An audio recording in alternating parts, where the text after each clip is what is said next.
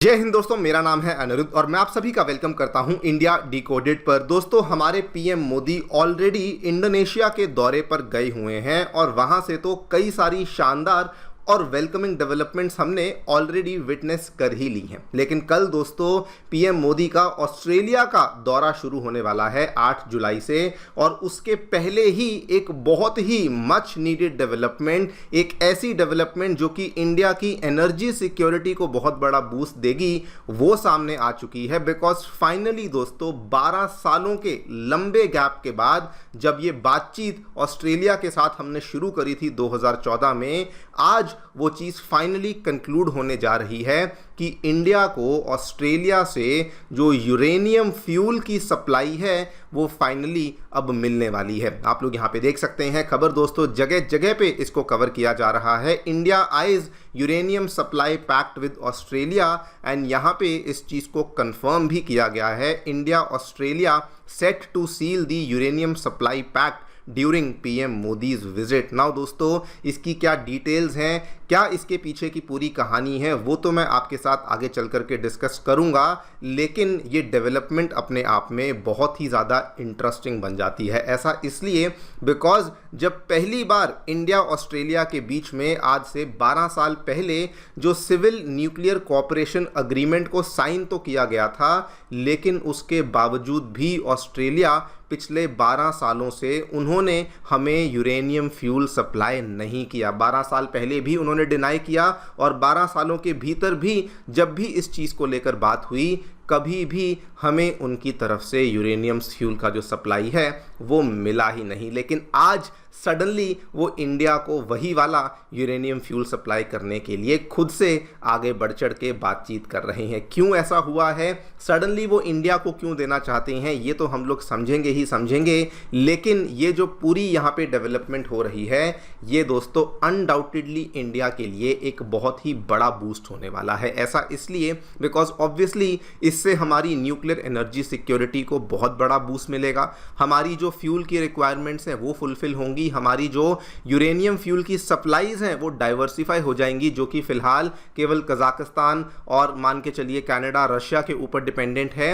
And अगर आप इस साल देखें तो ये कनाडा के साथ जो डील हुई थी उसके बाद ये दूसरी मेजर या फिर मेगा डील है जो कि हम लोग साइन कर रहे हैं। एंड लास्टली अगर हम ये डील को साइन कर जाते हैं तो उसके बाद हमें दोस्तों वर्ल्ड का जो लार्जेस्ट सप्लाई है यूरेनियम का, जो कि अगेन अनडाउटेडली ऑस्ट्रेलिया के पास देखने को मिलता है, उसका एक्सेस भी हमें बेसिकली मिल जाएगा। बात करेंगे पूरी डेवलपमेंट के बारे में, क्या देखने को मिला है, विशेष रूप से चर्चा करेंगे कि 12 साल तक ऑस्ट्रेलिया हमें यूरेनियम फ्यूल सप्लाई करने के लिए मना क्यों करता रहा। आइए शुरू करते हैं मेरे साथ। मेरा नाम है अनिरुद्ध। यदि आप लोग हमें फॉलो करना चाहते हैं तो दिए गए टेलीग्राम और व्हाट्सएप चैनल के माध्यम से ऐसा कर सकते हैं। अगर आपको हमारा कंटेंट पसंद आता है तो दिए गए क्यूआर कोड के माध्यम से हमें कंट्रीब्यूट भी कर सकते हैं। All right, directly coming to the news, क्या देखने मिला है दोस्तों, ऑलरेडी रिपोर्ट्स सामने आना शुरू हो चुकी हैं कि आगे चल कर के एक अग्रीमेंट यहां पे साइन किया जाएगा जिसमें कि ऑस्ट्रेलिया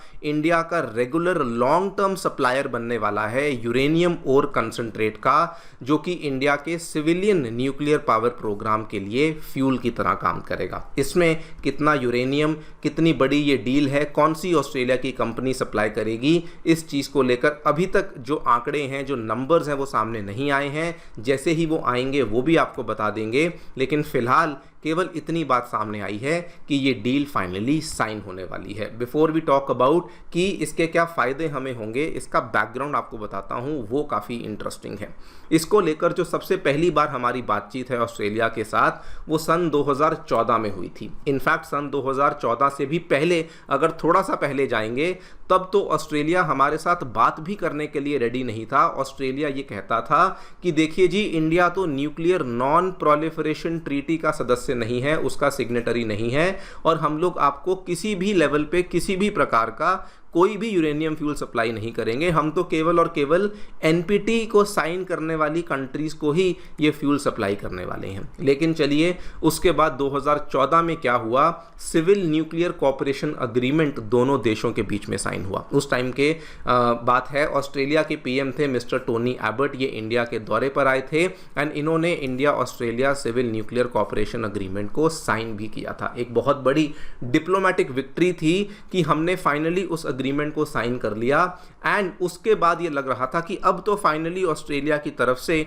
जो यूरेनियम की सप्लाई है वो हमारी तरफ आना शुरू हो जाएगी। उसमें भी दोस्तों बहुत सारी लीगल और technical hurdles time to time आती रही। 2017 की बात है, एक छोटी शिपमेंट इंडिया की तरफ आई भी थी जिसका ना तो साइज मालूम पड़ा ना उसकी कमर्शियल डिटेल्स मालूम पड़ी, बिकॉज इस तरह की चीज़ें आमतौर पे पब्लिकली डिक्लेयर नहीं करी जाती एंड वो भी केवल एक ही बार की बात है कि वहाँ से उतना यूरेनियम इंडिया आया, लेकिन उसके बाद से आज दिन तक किसी भी प्रकार का यूरेनियम इंडिया में ऑस्ट्रेलिया की तरफ से नहीं आया। मतलब कि 2014 वाले समझौते के बाद ऑस्ट्रेलिया के दरवाजे तो हमारे लिए ओपन हुए, लेकिन ऑस्ट्रेलिया जो कि इतना बड़ा यूरेनियम का मैन्युफैक्चरर है, प्रोड्यूसर है, इतने बड़े भंडार हैं उसके पास, वो कभी भी इंडिया का कोई मेजर यूरेनियम सप्लायर नहीं बन पाया। चलिए फिर भी इंडिया को इतनी परेशानी नहीं हुई बिकॉज हमारे पास और कई सारे डाइवर्सिफाइड सोर्सेज थे, जैसे कि कजाकिस्तान, कनाडा हुआ, रशिया हुआ, उज्बेकिस्तान हुआ, लेकिन फिर भी ऑस्ट्रेलिया से हमें कभी ये फ्यूल नहीं मिल पाया। लेकिन आज दोस्तों सडनली ऑस्ट्रेलिया कहता है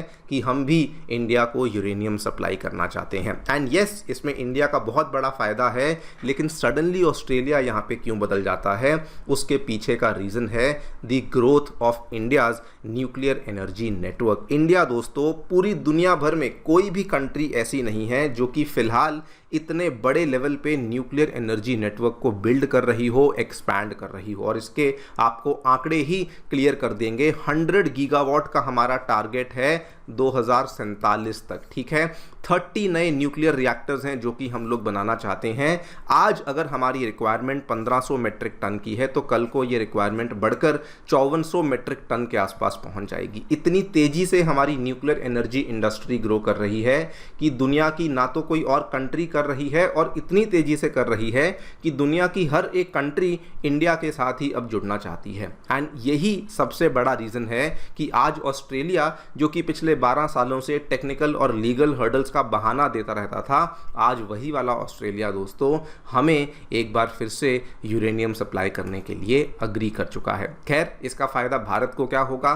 फ़ायदा दोस्तों बहुत बड़ा होने वाला है। हमारी करंट जो न्यूक्लियर पावर कैपेसिटी है वो लेस देन 10 गीगावाट की है, लेकिन अगर आप इस चार्ट को देखें तो 2032 तक हमारी जो टारगेट है वो 22, 2037 तक 47, 2042 तक हमारा टारगेट 67, 2047 तक हमारा टारगेट 100 गीगावाट का होने वाला है। एंड ऑब्वियसली जितने ज़्यादा हम लोग न्यूक्लियर पावर प्लांट्स बनाएंगे उतना ही ज़्यादा हमें न्यूक्लियर फ्यूल चाहिए। तो येस, ये वाली डील अगर ये लॉन्ग टर्म सप्लायरशिप हमारी कंफर्म हो जाती है तो यस, उस केस में ये हमारे लिए बहुत ही बड़ा फायदा करने ही वाली है। And obviously not to forget, India में प्राइवेट सेक्टर भी अब न्यूक्लियर पावर रिएक्टर्स में एंट्री कर चुका है। वहाँ पर भी सारी की सारी हर्डल्स क्लियर कर दी गई हैं, यानी कि जो रिक्वायरमेंट है वो तेज़ी से बढ़ने वाली है एंड यहीं पे इंडिया को बहुत ही बड़ा बेनिफिट होगा। बाय द वे आपको बता दूं, इसके जस्ट आज से 4-5 महीने पहले की बात है, कनाडा वाली डील भी हमने साइन करी थी जो कि $2.6 बिलियन की डील थी कनाडा के केमेको के साथ। 10,000 टन के आसपास की डील थी एंड साथ में कजाकिस्तान के कैजाटोम्प्रोम के साथ भी हमने डील को साइन किया और आज दोस्तों ऑस्ट्रेलिया के साथ भी हमने अपनी डील को फाइनलाइज कर लिया है। मतलब कि 3 अलग अलग कॉन्टिनेंट से इंडिया ने यूरेनियम सप्लाई को लॉकअप कर लिया है एंड ये वो प्रेपरेशन है जो कि आज हम लोग कर रहे हैं ताकि कल को जब हमारे रिएक्टर्स बनकर तैयार हों तो किसी भी तरह की जो शॉर्टेज है वो न्यूक्लियर फ्यूल की हमें फेस ना करनी पड़े। देखते हैं आगे चलकर क्या होता है और कौन से बड़े एग्रीमेंट्स हैं जो कि ऑस्ट्रेलिया के दौरे से निकलते हैं। फिलहाल मेरी तरफ से इतना ही। Thank you so much for listening. Stay tuned and